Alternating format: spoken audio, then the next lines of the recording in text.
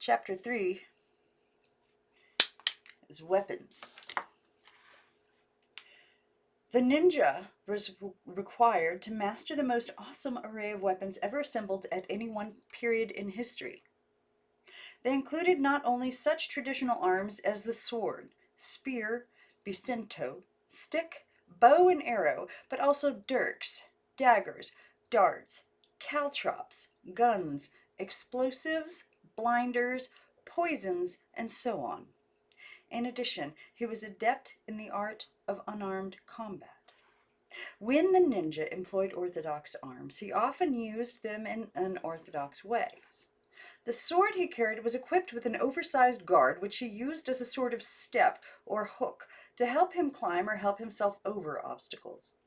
His skill as an archer came in handy when he wanted to set fire to a structure, Indian style, by means of a flaming arrow. When he carried a spear, he sometimes converted it into a kind of vaulting pole.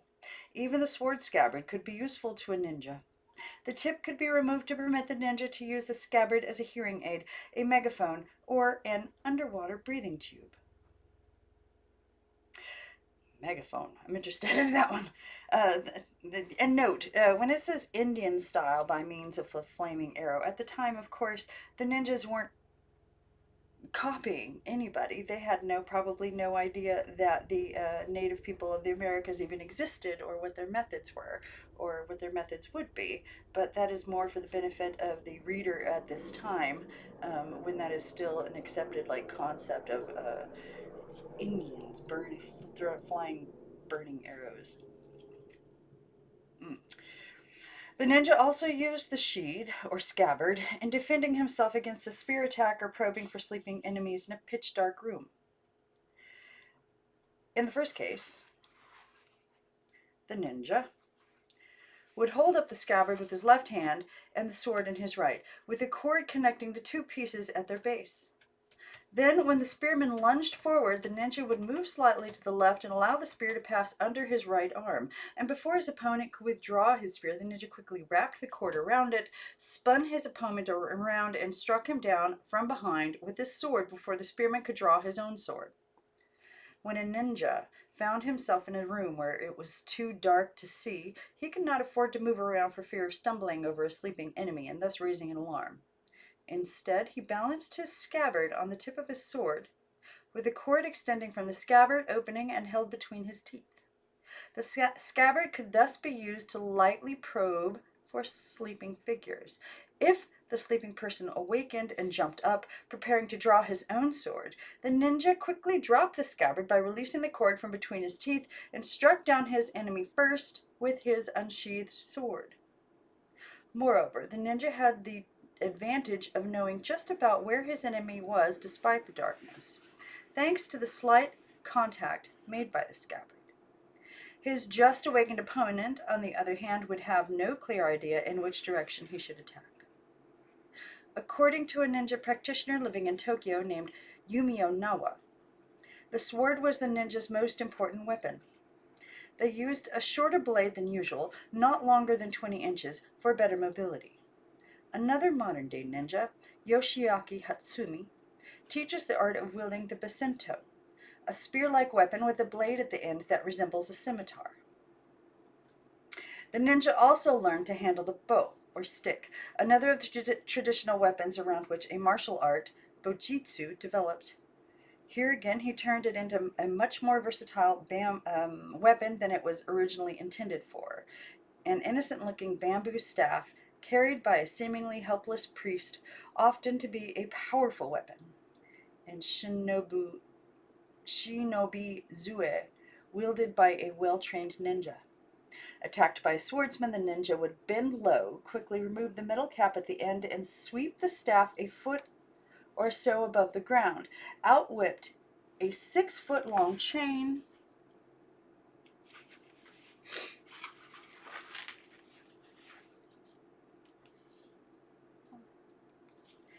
with a weight on the end that immediately wrapped itself around the attacker's leg.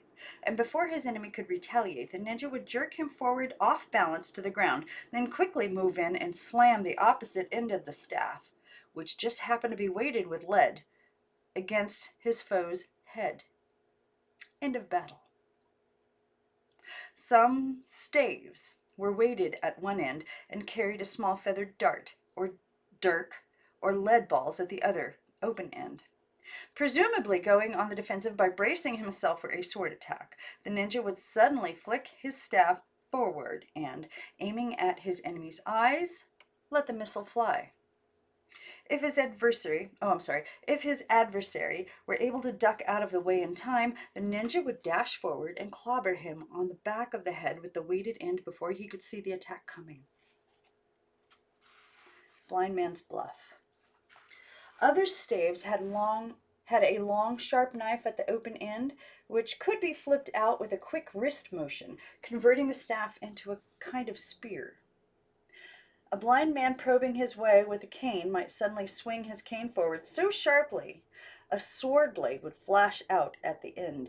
Opening his eyes, he would go into action as a well-armed ninja with his trusty shikomi zue. Ninja made use of other dual-purpose weapons, such as kusarigama and kyoketsu shogi. Although a martial art has also grown up around kusarigama, it differs from the traditional martial arts in that it was not developed by the samurai, but by farmers as a means of defending themselves against robbers and marauding ronin. Consisting of a hand scythe and a length of chain with an iron ball or weight at the end, it was also practiced as a supplement to jujitsu in later years, much as the tonfa was incorporated with karate. The scythe and chain were especially effective against the sword, the scythe being used both to block the striking sword as well as to deal a slashing counterattack against a vital part of the head, neck, or torso. The ninja could wrap the chain around the neck or an arm to pinion the latter out of harm's way, as well as use the chain to block the sword. The iron ball or weight was usually wielded in a counter-attacking, just so many wonderful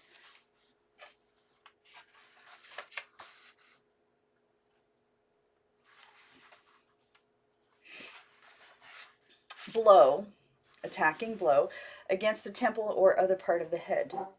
Holding the scythe in his right hand and the iron ball in his left, the ninja traditionally blocked his enemy's attack by catching the sword blade in the joint of the kama.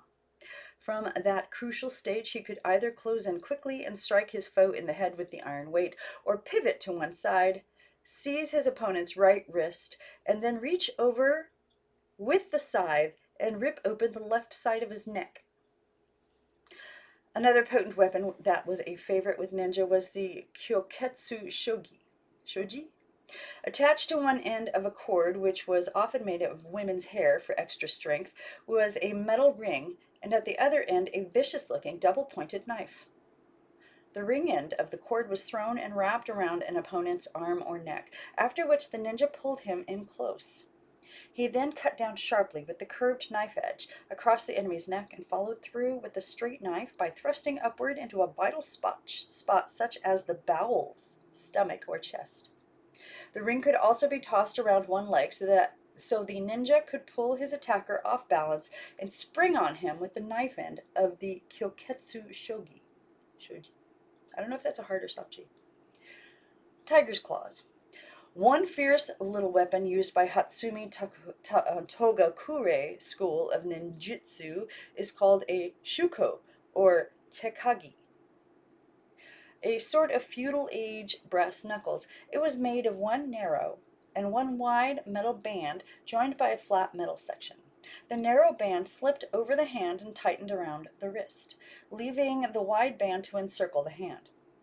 From the under or palm side of the wide band protruded 4 sharp spikes. The tekagi was another dual-purpose weapon, useful for gripping when climbing walls, pillars, trees, and cliffs. But more importantly, a sudden swipe with it could prove to be more deadly than a swat by an angry tiger. Fighting at close quarters, the ninja could block a sword swipe and rake an enemy's face with the spikes on the palm side, or break his jaw with a blow from the back of the metal band. Whenever a ninja started out on a street mission, he invariably stuffed his pouch with plenty of tonki, a whole class of small metal weapons used primarily for escape tactics. The tonki consisted of an astonishing assortment of dirks, daggers, darts, and various other pointed weapons. Tonkis also included a particularly vicious little item called tetsubishi. When the ninja were being hotly pursued, one of their favorite tricks to slow down the enemy was to strew a handful of four-pointed tetsubishi behind them. Known as caltrops in the West, they were designed so that no matter which way they landed, one sharp point always protruded straight up. Since Japanese in those days usually wore straw sandals, one misstep on a tetsubishi was usually enough to persuade a pursuer to give up the chase. These caltrops were also spread around an encampment or alongside castle walls and approaches to prevent enemy ninja spies from sneaking undetected past the guards. It would be pretty hard to stifle a howl of pain after suddenly stepping on one of these little sharp-pointed beauties. Apparently, they even find use today for 007 in one of his early adventures, Casino Royale. Tosses out a handful of caltrops to discourage a car from following him. Multi-pointed throwing weapons called shuriken were an indispensable part of the tonki arsenal used by the ninja. These consisted of little, hand-thrown weapons with anywhere from 3 to 10 points. Altogether, there were 10 different kinds of shuriken, depending on the shape. They were cross-shaped, triangular, four-pointed, star-shaped, six-pointed, eight-pointed, 10-pointed, and swastika-shaped. In addition, there were many variations of the latter. The multi-pointed shuriken, of which the four-pointed and star-shaped variety were the most popular, were held between the thumb and forefinger and tossed overhand or sidearm with a quick, spinning motion. They were mostly nuisance weapons aimed at the eyes, temple, brow, throat, or heart. In this way, they were designed to stop pursuers only momentarily, or by striking one of their arms or hands, they could prevent opponents from effectively wielding a sword. Ninja constantly practiced hurling the small shuriken at tree trunks, posts, and other fixed targets until they could practically hit a dime with them. As a result, accurate aiming and swift throwing eventually became instinctive to the ninja, although the effective range was limited to about 30 feet.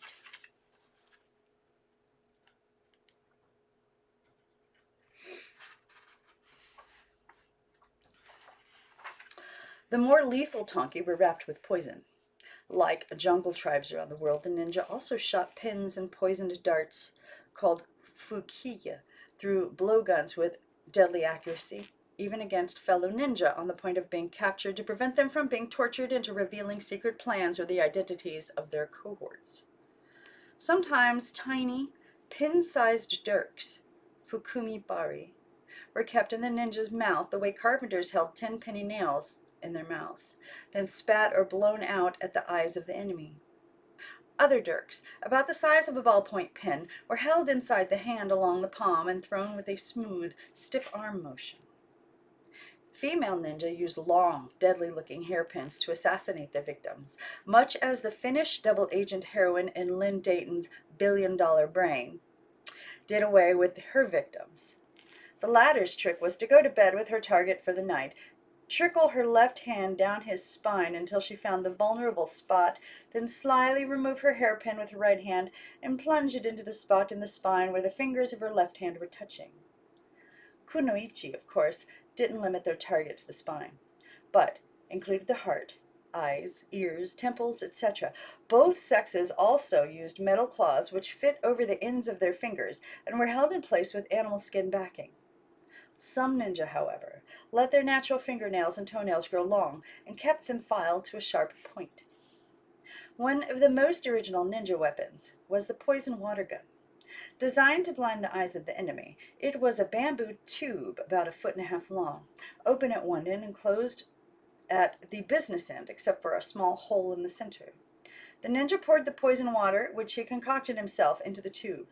Then, taking a length of bamboo with a smaller diameter and a piece of rag fitted into the front end, he inserted a few inches into the rear and open end.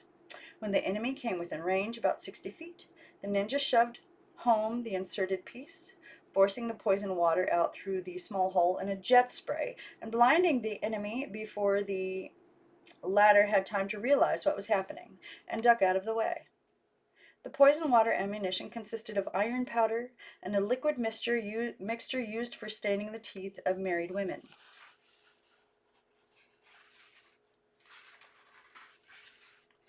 The ninja was not only skilled at using guns and explosives, but was also adept at devising his own explosive weapons. He developed smoke grenades, mines, explosive arrows, flashing balls, and even firecrackers to confuse his opponents while escaping. But until gunpowder and firelocks were introduced by Portuguese traders in the mid-16th century, the ninja was pretty much limited to the use of fire and smoke, except as signal fires and torches, as well as for incendiarism. Ooh. But they did invent a sort of gun made from bamboo, which had a range of less than 100 feet. After the Portuguese arrived, however, the ninja also used derringers and other handguns. Ninja firearms included bronze pistols, futokoro teppo, which he carried in the breast of his uniform. Wooden guns were made from the hollowed-out trunks of trees, the barrel of which was bored and hooped with iron on the outside. Called kozutsu, the gun had a metal trigger and fired iron balls. Although some lighter versions could be held in a man's arms and fired like a bazooka, these wooden guns were generally too primitive to be very effective. Some stories tell of wooden cannons large enough to shoot a ninja through the air like the human cannonballs of the circus, but such tales are undoubtedly more fanciful than factual.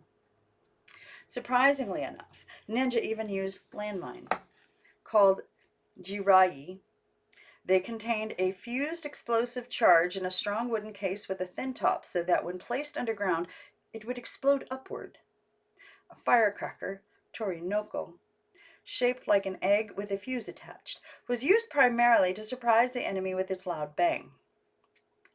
The Hayakurai-ju was another unique weapon consisting of several small guns set in a circle inside a large wooden gun barrel. Fired by a fuse, it sounded like a string of Chinese firecrackers exploding, only louder.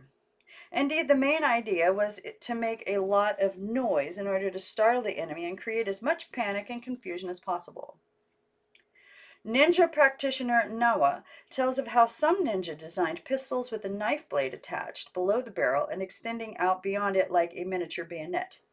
If the shot missed or only winged his adversary, the ninja could leap on him with the knife end of the pistol. Ninjutsu scholar Haishichiro Okuse divides the ninja's use of fire and explosives into 6 main categories: signal fires, torches, smoke bombs, flash bombs, sound bombs, and incendiary bombs. But he also notes that they used rocket signals as well. A ninja had many kinds of torches at his disposal. The Mitsu Taimatsu was designed to burn even during rain, while a small hand palm torch, Tanagokoru Tai Matsu, was made so that the flame could easily be concealed by a ninja's hand, making it quite useful for close inspection at night. Ninja candles, Ninshokudai, were shaped like the letter L, so they could easily be hooked on a wall projection or on a tree in the garden. Arrows were a favorite weapon of the ninja, and he used all kinds, including explosive, flaming, and poison-tipped ones. Their bamboo bows were small and light so that they were easy to carry without losing their effectiveness. Much as the American Indians shot flaming arrows into forts and log cabins, they were really sticking to that. The ninja also had fire arrows, because all they had to do is say the ninja also had fire arrows. You didn't have to add the much as the American Indians shot flaming arrows into forts and log cabins. The ninja also had fire arrows. He used them not only to start fires, but mixed them with explosive arrows for shooting into the ranks of the enemy to frighten the troops and their horses. Now it claims ninja had a magazine system of firing 4 arrows at a time, as well as a sort of rocket system based on a bamboo tube affixed to the arrow with an explosive charge. It was mostly used for signaling rather than as a weapon. Blinders thrown into the enemy's eyes by ninja included everything from pepper, sand, and ashes to special powders concocted by the ninja himself. The blinders were usually kept in an egg-shaped container and carried in a breast pocket for quick and easy access in time of need. Many a swordsman has cornered an apparently unarmed ninja, then raised his big two-handed sword over his head and smiled confidently before the final swift downward stroke. The doomed ninja, seconds away from death, suddenly reaches inside his jacket, and out flashes a small egg-shaped container. And before his enemy can bring down the sword, the ninja lets loose a spray of powder that blinds his antagonist. By the time the sputtering, cursing swordsman can open his eyes again, the ninja has vanished in a puff of smoke.